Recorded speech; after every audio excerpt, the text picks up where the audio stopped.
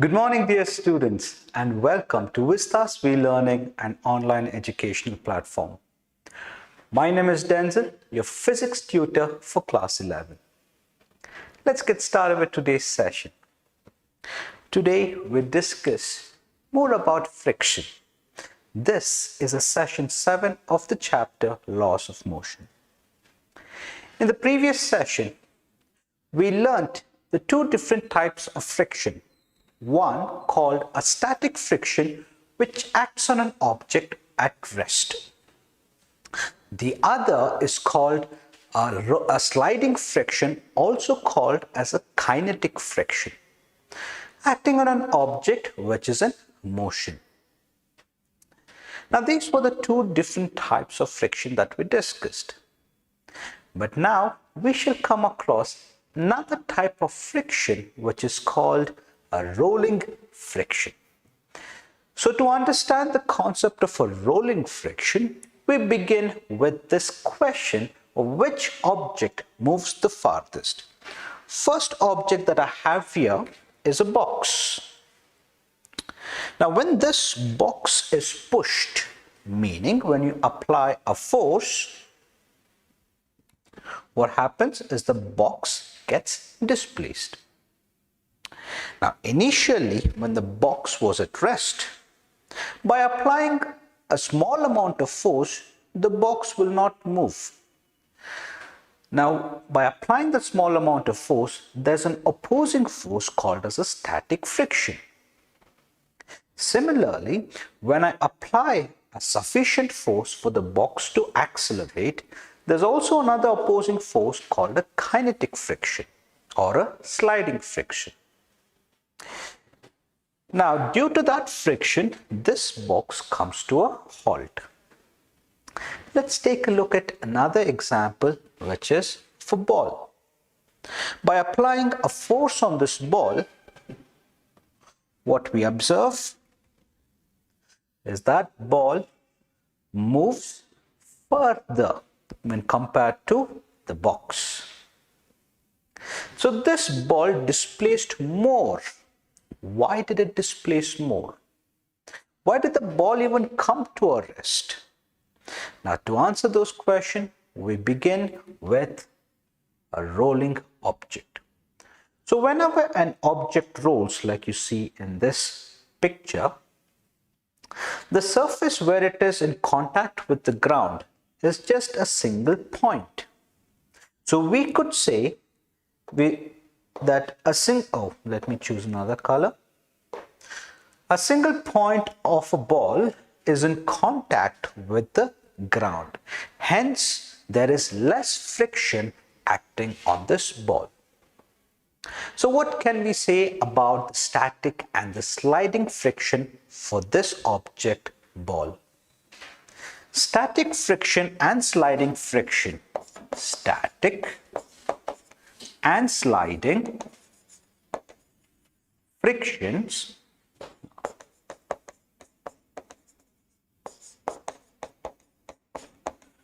are both equals to 0. So there is no static friction, there is no sliding friction acting. But since there is no static and a sliding friction acting, but the ball still comes to rest. Where did we observe? In the previous case. Notice where the ball is being pushed. Where the ball is being pushed and the ball still comes to rest.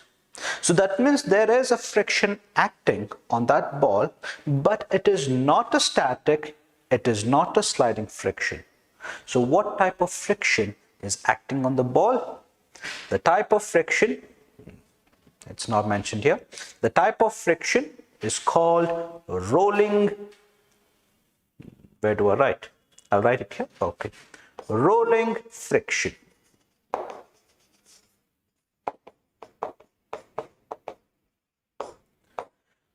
So when compared to static and the sliding friction, rolling friction has the least. So therefore, we can write where rolling friction, so let me put that as Fr to show rolling friction is less than sliding friction, or I'll put that as Fk. Fk as a sliding friction, which is less than static friction. So this is of an increasing order of friction, where we see the rolling friction is the least when compared to static friction. And the reason why the rolling friction is the least is because the surface which is in contact with the ground has the least area.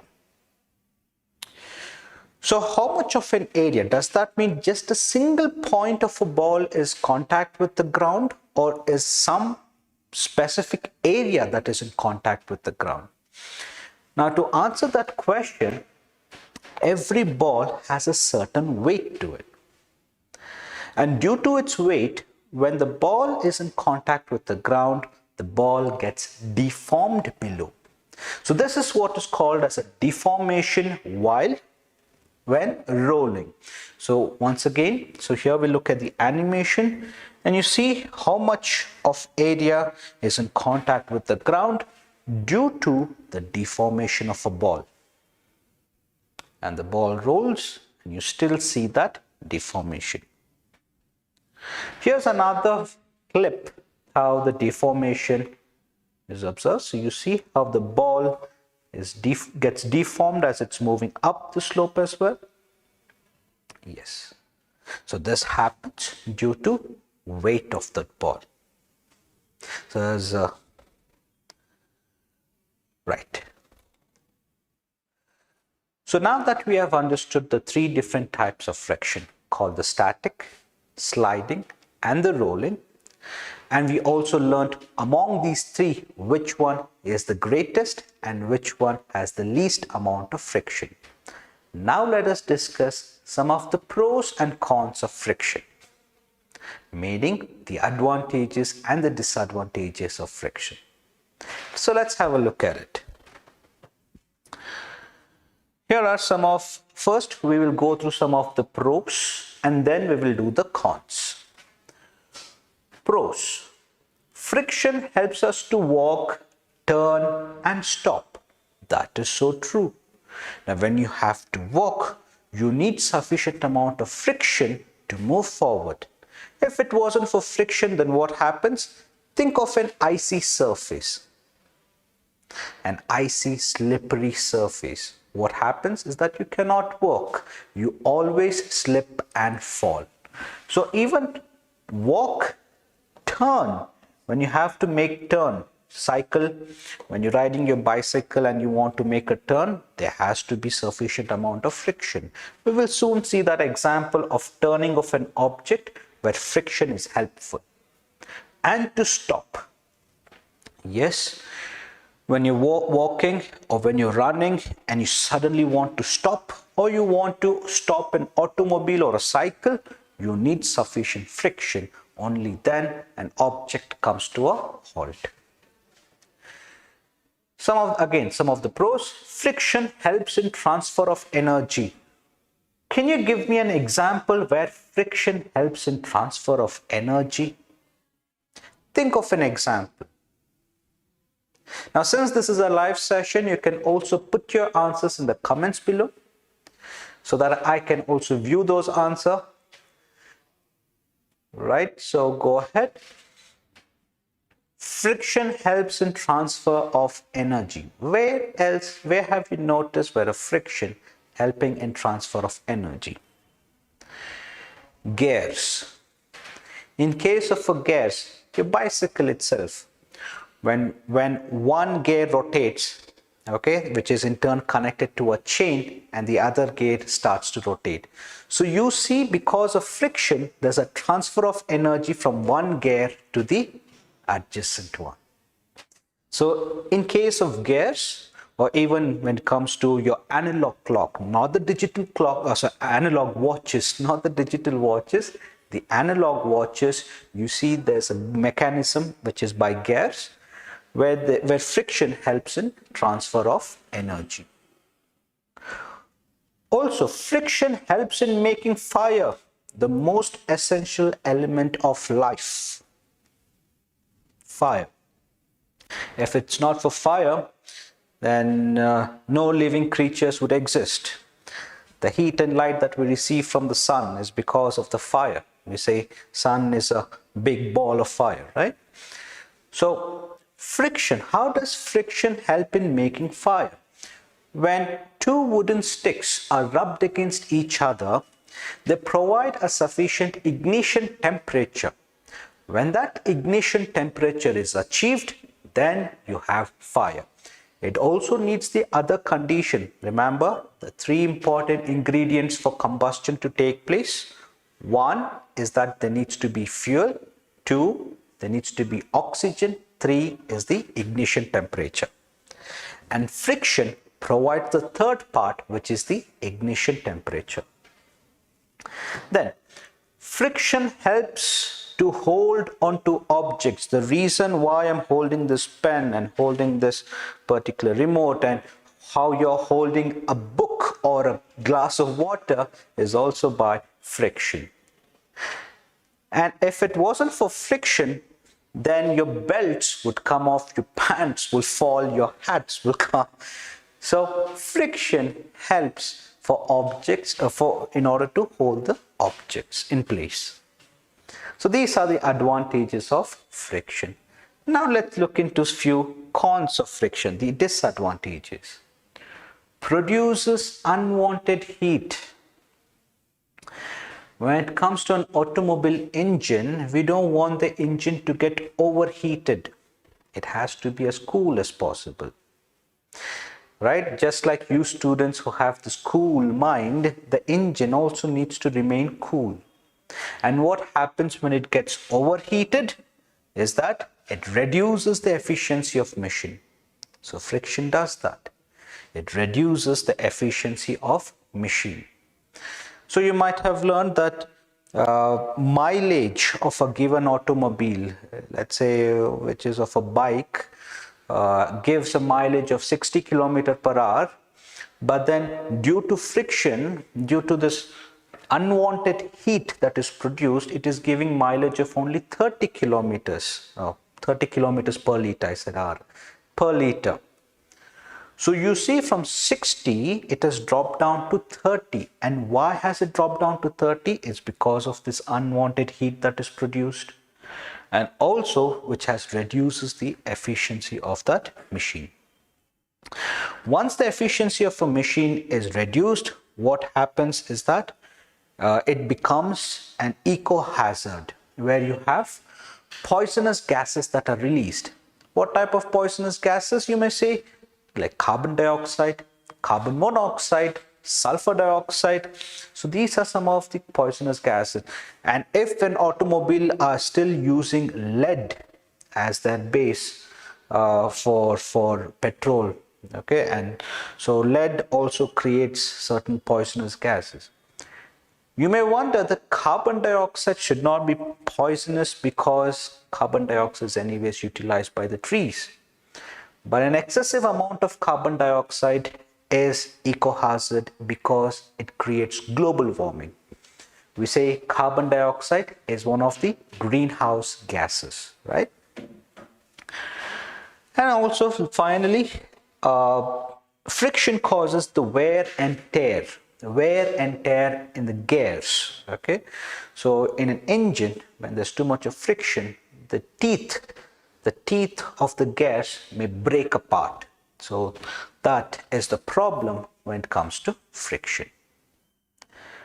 So I would expect you to go ahead and explore more about these advantages and disadvantages, but for the sake of understanding more about these advantages and disadvantages, let's take a look at few pictures that help us understand the concept better. Few of the advantages. Writing on a piece of paper using a pencil. The reason why you see this writings on a piece of paper is because a layer of graphite is imparted on the paper. And how it is done is by friction. So if it wasn't for friction, what would happen is that you cannot write on a piece of paper. Another example is a sharpening of a pencil. The reason why you can sharpen this pencil is because of friction. Another important example, the reason why the life exists, especially during this meteorite shower, when the stones from the outer space, the huge, humongous stone, when they fall into Earth, what happens is during the entry in the atmosphere, it burns due to friction with the air. So this stone, which is traveling at a high speed, when enters into Earth's atmosphere, it starts to burn. And while it burns, what happens is mass reduces and eventually it decreases to a very small size. But if it wasn't for friction, what would happen? Then Earth would have a devastating impact. So, good thing that we have friction to save us from those meteorite shower. Another example, oh, this is a lovely drift. So you see this, how this F1 car drifting, but still stays in its track. It does not move away from its track. It still stays in that track. And the reason how this F1 is able to drift and still be able to stay on the track is because of friction. So these are the few advantages of friction. So shall we look into a few disadvantages? Yes. Let's begin. Disadvantages. When it comes to cleaning, let's say your cell phone glass, when it comes to cleaning, you prefer using some type of a solution. When there's dust particles present, you just don't use a dry cloth and start wiping them. Why? Is because, okay, just one moment.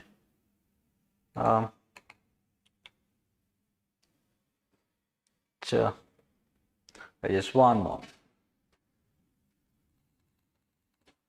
What just happened? I'm not sure, but not to worry. We're back. Right. So like I was telling you, when it comes to cleaning your mobile glass, okay, you do not just use a dry cloth to wipe it. What happens when you just use a dry cloth is that you observe scratches.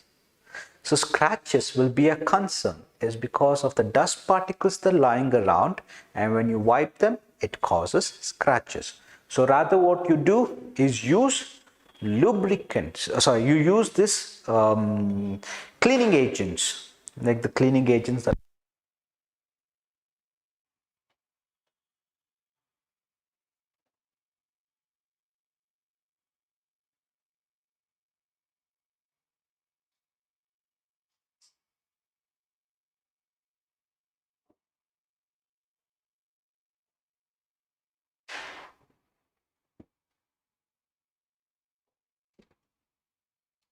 Yes, dear students, welcome back. So we were discussing some of the disadvantages of friction. Now, one example that I gave you is this purpose of cleaning agents. Even when it comes to cleaning your phone screens, you don't use just a dry cloth to wipe the screen, because the dust particles that are present on the screen can create scratches. So therefore, you use certain cleaning agents. Now, the other disadvantage, especially in a fastest train, which is Maglev. So this is just a cartoon, this is not the actual train, but Maglev trains are the fastest train. The reason why we say Maglev is because the train's principle is based on magnetic levitation. So with a little bit of friction there, what happens is this: the train will not achieve its true speed. It will slow down. So even though you have lot of factors that gets involved when it comes to the speed of a train, but friction is one of them. And the other, just like we discussed in the previous section, where for a car, the efficiency of a car decreases because of friction. right? So these are few disadvantages. Now I want you to go ahead and explore more advantages and disadvantages of friction. Now, if there are problems like frictions that we're facing, what are the ways that we can reduce friction? Now, I've just mentioned two different ways of reducing friction. One is by using lubricants. The other is by using what is called as a ball bearing. A lubricant is those engine oils that you add so that those gears in the automobile, they operate smoothly. And that is why at times you have to change the lubricants, because the previous lubricants would have certain life to it. And what happens is that over time, if you keep using the same lubricant without replacing it, then eventually the gears will have wear and tear and many other factors that are involved. But lubricant is one of the methods how you can reduce friction. The other is ball bearing. Why use a ball bearing? Now, one good example that I can give you where a ball bearing is used is those fidget spinners. You must have played with those fidget spinners, right? Those fidget spinners have a ball bearing in them, and that is why you see the disc that keeps rotating. The other places where they're used are fans. Okay, they're used in fans so that it would have a smooth rotation. So why ball bearing? Now we have understood that rolling friction is the least when compared to static as well as kinetic, also called sliding. Since rolling friction is the least, why not make use of that rolling friction as a ball which slides over another surface? So the creation of ball bearing. The other way that you can reduce a friction, especially when you're playing carom. In a carom match, when you hit the disc and the disc does not smoothly move across the surface, what you do is add powder, right? This fine powder, talcum powder or the fine powder that you use, okay, or the carom powder, it creates a smooth surface so that the disc moves further. Right? So this is the way to reduce friction. And also you have another method of reducing friction, which is called by air cushion, creating a cushion of air between the object and the ground. So how do we do this? For this, we shall conduct the activity. All right, so I will show you the materials needed. So you can pause the video, you can go get the materials, and then I'll give you instructions how to construct the given setup, and then we will observe this air cushion, how an object moves by an air cushion underneath the object and the ground. Okay, so these are the materials that are needed. So go ahead, grab them. You need a marker, you need a pen. Oh, so marker, pen. it's just one, which is marker, pen. All right. CD, balloon, tape, or a glue. So go grab this material, pause the video, grab the materials, and be right back. So have you got all the materials? All right, so let's start. So first what we do is take the marker pen, so also called a Sharpie. So what you do, by your parents' assistance, take the help from your parents to cut the top and the bottom part of the pen. Okay, so cut the top as well as the bottom part of the pen. And what you should be left with is just a hollow cylinder. So whatever the materials that are inside, like the refill, you can pull it out, and once you pull out the refill, you'll just be left with this hollow cylinder. Now take this hollow cylinder and attach it to the CD. Okay, attach it to the CD such that the mouth of the CD perfectly sealed by this hollow cylinder, or the mouth meaning the place where you insert your finger. Okay, so that hole must be covered by this hollow cylinder. Now to make sure, come on, I just drew it and all of a sudden it disappeared. This is no fun. Wait. So one more time, hollow cylinder, and then CD.